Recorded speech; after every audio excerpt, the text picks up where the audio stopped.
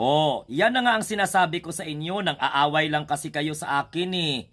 Yung mga membro ng Iglesia ni Cristo na tinadtad ako ng mura at sinasabi po na wala akong basihan sa mga pinagsasabi ko na magrarally ang Iglesia ni Cristo, tapos ang kanilang isisigaw ay PBBM resign. Yan po kasi ang natanggap ko. At nagkaroon po sila ng meeting noong nakaraang araw. Tingnan mo, 45 minutes ago, oras natin dito 7:26 ng gabi, Philippine Standard Time, November 3, 2025. Nung magawa ako ng video na ito, nababasa ko na itong sinabi ni Harry Roque. Makinig kayo, miyembro ng Iglesia ni Cristo. Sinasabi ko sa inyo, hindi kami nagsisinungaling. Mabuti pa ako, may alam ako na nasa labas ako ng iglesia. Samantalang kayo nasa loob, wala kayong alam. O ngayon, confirm ang rally ng Iglesia ni Cristo, November 16 and 17. Diba? Pero ang nasabi ko, 15, 16, 17. 3 days kasi yung pinag-usapan. Kilos protesta sa loob ng 3 araw. Ewan ko kung bakit nila binago, hindi November 15. Pero pasok, 16, 17. Ngayon, sa kanyo sasabihin sa akin na nagsisinungaling ako. Sa kanyo sasabihin sa akin. O ngayon, maniwala kayo kay Roque, pagkatapos sa akin hindi kayo maniwala. Ang problema kasi sa inyo, tinadtad ninyo ako ng mura na para kakala ninyo wala akong alam. Totoo po yun kasi confirm po yun, nanggaling po yun sa intelligence na kung saan nasa loob po ng sentral. Miyembro po ng Iglesia ni Cristo ang nagbunyag niya na nagkaroon po sila ng meeting. How come na kayo wala kayong mga alam?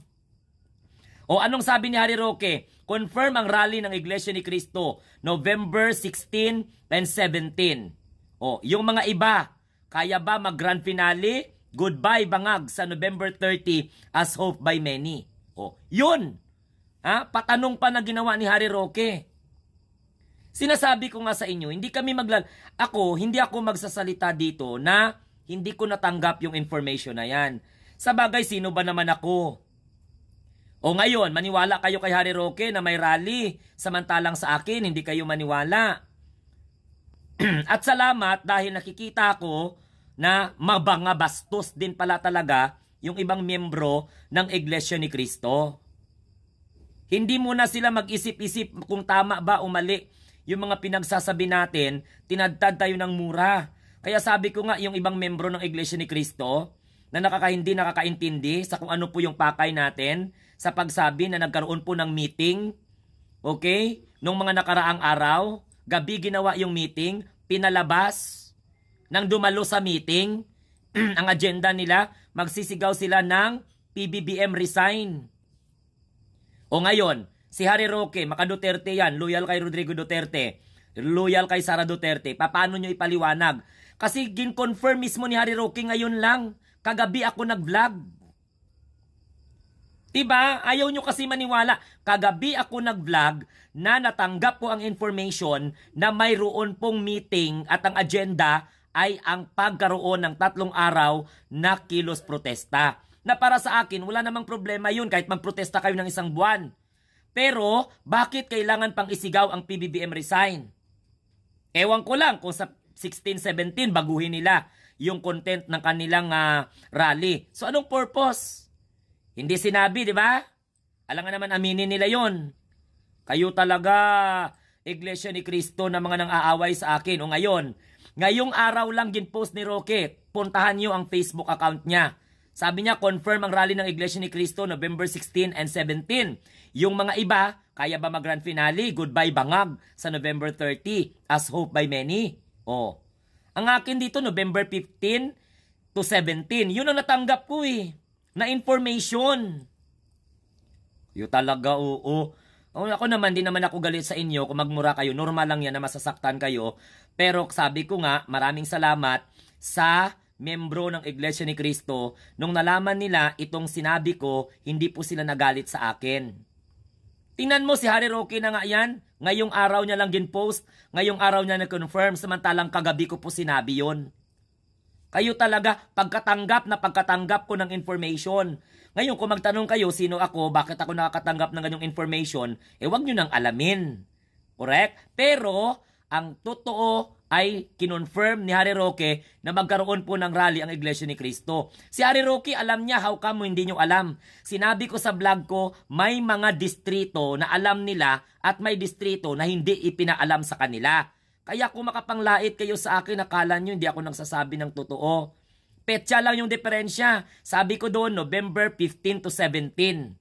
Oh, diba? Pero ngayon nagbago, 16 to 17. Kinonfirm mismo ni Harry Roque yan.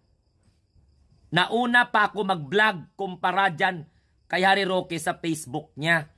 Oh, maniwala kayo kay Harry Roque, samantalang sa akin sabihin nyo kung sinungaling, na mabuti pa ako, alam ko na nasa labas, samantalang kayo, wala, nasa loob kayo. Isinabi ko nga sa inyo na mayroong mga distrito na nakakaalam na. Nagko-comment dyan, may distrito na hindi po dating sa kanila. Lalong-lalo na yung mga malalayo. Pero ang agenda, sisigaw sila na Marcos resign. PBBM resign. Maniwala na kayo. I-connect ninyo yung first at saka last sentence ni Harry Roque na grand finale, yung November 30. Kasi goodbye bangag na daw. Sinong tinutukoy ni Harry Roque? Si Pangulong Bongbong Marcos. So maging masaya kayo?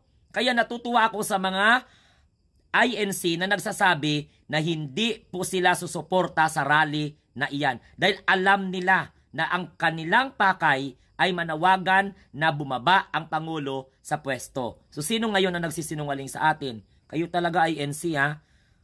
Mga uplok, hindi man lahat pero karamihan na minura-mura ako dito. Ngayon, now you know. Ngayong araw lang confirm ni Roque. 1 hour. Habang ginawa ko tong video na to. Samantala, kagabi pa ako nagsabi sa inyo right away pagkatanggap ko ng information, sinabi ko na kaagad yan para i-aware ang mga miyembro ng Iglesia ni Cristo na ayaw dapat magpagamit sa politika. At salamat dahil hindi po sinagalit sa akin. Pero yung mga uplok, mga tanga, mga INC, akala mo may alam tapos magmura-mura lang. O ngayon si Harry Roque na nagsabi basahin nyo. Basahin nyo. Ay mga uplok kayo.